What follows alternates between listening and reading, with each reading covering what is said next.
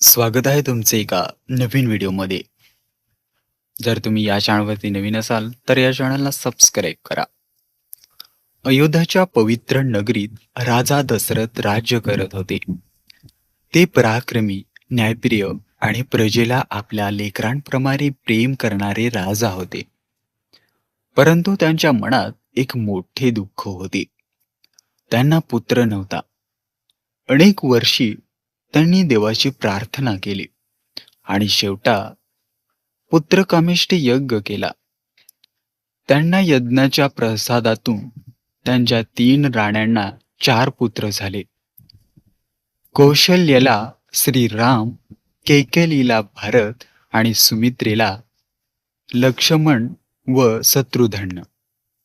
श्रीराम लहानपणापासूनच अत्यंत शांत, प्रेमळ, सत्यवादी आणि पराक्रमी होते. त्यांच्या चेहऱ्यावर नेहमी प्रशंसा असे आणि त्यांच्या वागण्यात नम्रता असे. अयोध्येतील प्रत्येक व्यक्ती श्रीरामावर मनापासून प्रेम करत असे. श्रीराम आणि लक्ष्मण यांचे प्रेम तर अतूट होते. दोघेही नेहमी एकत्र राहत, एकत्र शिकत आणि एकमेकांसाठी काहीही करण्यास तयार असत. काळ पुढे सरकत गेला आणि श्रीरामांनी गुरुवरिष्ठांकडून वेदशास्त्र, धनुविद्या आणि राजकारणाचे शिक्षण घेतले. एक दिवस महर्षी विश्वामित्र राजा दशरथकडे आले आणि त्यांनी श्रीरामांना आपल्या यज्ञाचे रक्षण करण्यासाठी वनात घेऊन जाण्याची विनंती केली. राजा दशरथांना सुरुवातीला खूप चिंता झाली, कारण राम अजून तरुण होते. पण गुरूंच्या सांगण्यावरून त्यांनी राम आणि लक्ष्मणांना विश्वामित्रांसोबत पाठवले. वनात श्रीरामांनी ताडका आणि इतर राक्षसांचा पराभव केला आणि ऋषींच्या यज्ञांचे रक्षण केले. ते पुढे मिथिलेला पोहोचले.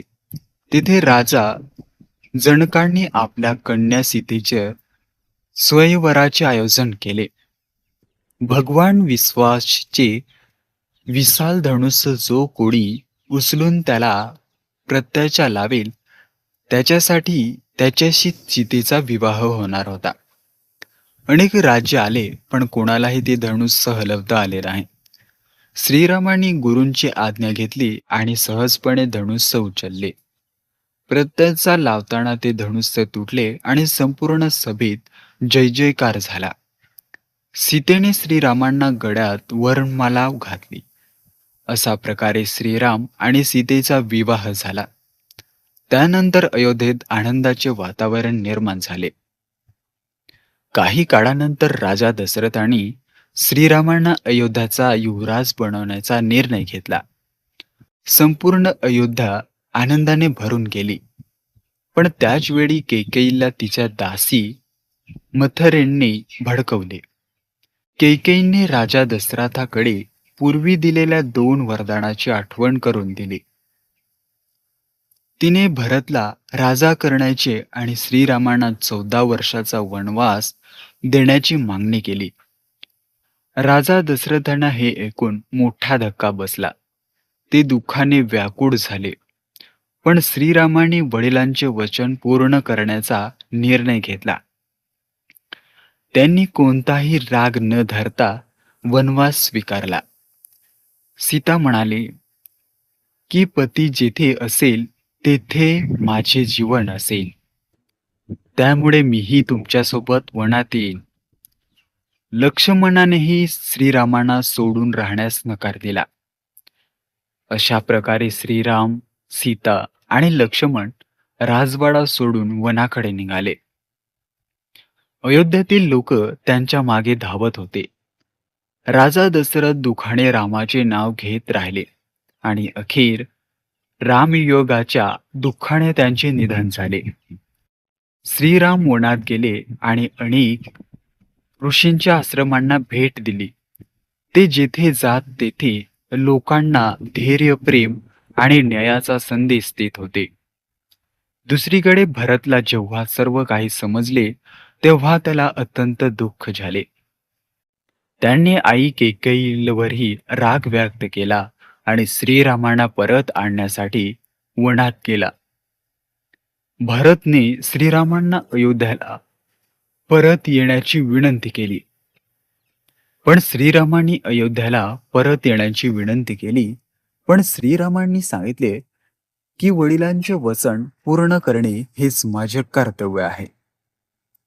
भरतने मग श्रीरामांना पादुका घेतल्या आणि त्या सिंहासनावर ठेवून श्रीरामाच्या नावाने राज्य चालवण्याचा निर्णय घेतला.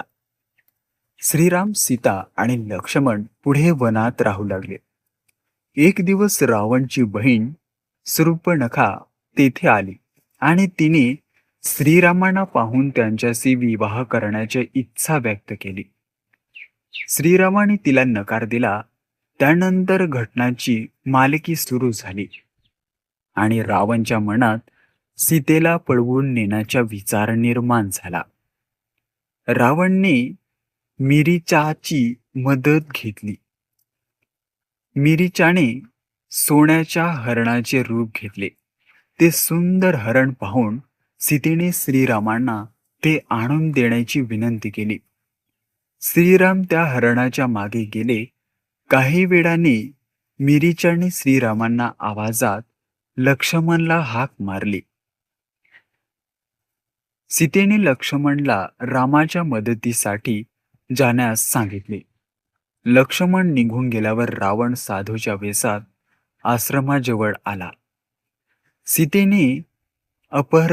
त्याने सीतेचे अपहरण केले आणि तिला लंकेकडे घेऊन गेला. मार्गात जटायुत नावाचा वृद्ध पक्षाच्या रावणला अडकवले. त्याने सीतेच्या संरक्षणासाठी आपल्या प्राणाची पर्वा न करता रावणशी युद्ध केले, पण रावणने जटायूला गंभीर जखमी केले. श्रीराम आणि लक्ष्मण सीतेचा शोध घेत असताना त्यांना जटायू भेटला. जटायू सीतेला रावणने नेल्याचे सांगितले आणि श्रीरामांच्या मांडीवर डोके ठेवून प्राण सोडले. श्रीरामाने त्याला वडिलांप्रमाणे मान देऊन अंत्यसंस्कार केले. पुढे त्यांची भेट हनुमानाशी झाली. हनुमानाने श्रीरामांना सुग्रीवाशी भेट घडवून दिली. श्रीरामाने सुग्रीवाशी मैत्री केली आणि त्याला त्यांचे राज्य परत मिळवून दिले. त्यानंतर सुग्रीवाने सीतेचा शोध घेण्यासाठी वानर सेनाला चारही दिशांना पाठवले. हनुमान, अगद आणि इतर वानर दक्षिण दिशेला गेले. शेवटी त्यांना समजले की सीता लंकेत आहे. हनुमानाने समुद्रावरून विशाल उडी मारली आणि लंकेत प्रवेश केला. त्यांनी अशोक वाटिकेत सीतेला पाहिले. हनुमानाने श्रीरामांची अंगठी सीतेला दिली आणि सांगितले की श्रीराम लवकरच तुम्हाला घेण्यासाठी येतील. सीतेने हनुमानाला आपला संदेश दिला. हनुमानाने लंकेत रावणला श्रीरामाची शक्ती समजून सांगितली, पण रावणने त्यांचे म्हणणे ऐकले नाही. हनुमानाने लंकेत पराक्रम केला आणि शेवटी आपली शेपटी पेटवली गेल्यावर त्याच्या अग्नीचे लंकेत आणि अनेक भाग जळाले. त्यानंतर हनुमान परत श्रीरामाकडे आले आणि सीतेचा संदेश दिला. श्रीरामांनी वानरसेनासह समुद्री किनारी येऊन समुद्रावर सेतू बांधला. नल, नील याच्या मदतीने वानरांनी दगड समुद्रात टाकून रामसेतू तयार केला.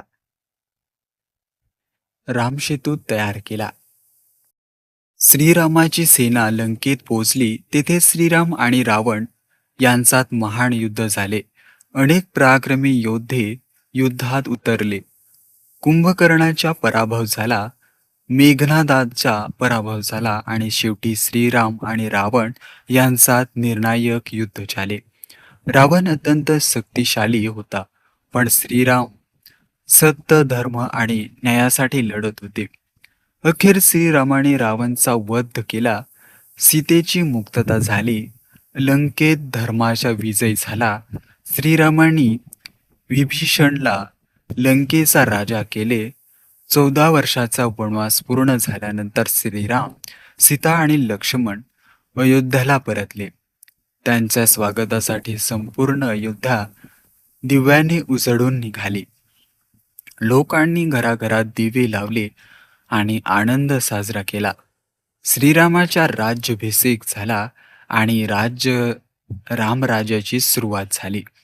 त्याच्या राज्यात कोणीही दुःख राहू नये, कोणावर अन्याय होऊ नये आणि प्रत्येकाला न्याय मिळावा यासाठी श्रीरामाने आपले जीवन समर्पित केले. म्हणूनच श्रीरामांना केवळ एक राजा म्हणून नाही, तर मर्यादा, सत्य, त्याग, प्रेम आणि धर्माचे प्रतीक मानले जाते. श्रीरामाने आपल्याला शिकवले की संकट कितीही मोठे असले तरी सत्याची साथ कधीही सोडू नये. आई वडिलांचा आदर करावा, दिलेले वचन पाळावे, आपल्या प्रिय व्यक्तींसाठी त्याग करावा आणि अन्यायाविरुद्ध नेहमी उभे राहावे. त्यांच्या जीवनातील प्रत्येक प्रसंग आपल्याला काहीतरी शिकवतो. श्रीरामाचे नाव घेताना मनाला शांतता मिळते, कारण राम म्हणजेच सत्य, राम म्हणजेच धर्म, राम म्हणजेच प्रेम आणि राम म्हणजेच आशा. म्हणूनच आजही प्रत्येक भक्तांच्या ओठावर एकच नाव असते, जय श्रीराम. संकटात रामाचे नाव घ्या, दुःखात रामाचे नाव घ्या, आनंदात रामाचे नाव घ्या, कारण श्रीरामांना संदेश एकच आहे, धर्माच्या मार्गावर चालत राहा, सत्याची साथ कधीही सोडू नका आणि शेवटी विजय सत्याचाच होतो. जय श्रीराम. जर ही तुम्हाला कथा कशी वाटली, जर आवडली असेल तर या व्हिडिओला लाईक करा आणि असेच व्हिडिओ पाहण्यासाठी या चॅनलला सबस्क्राईब नक्की करा. धन्यवाद.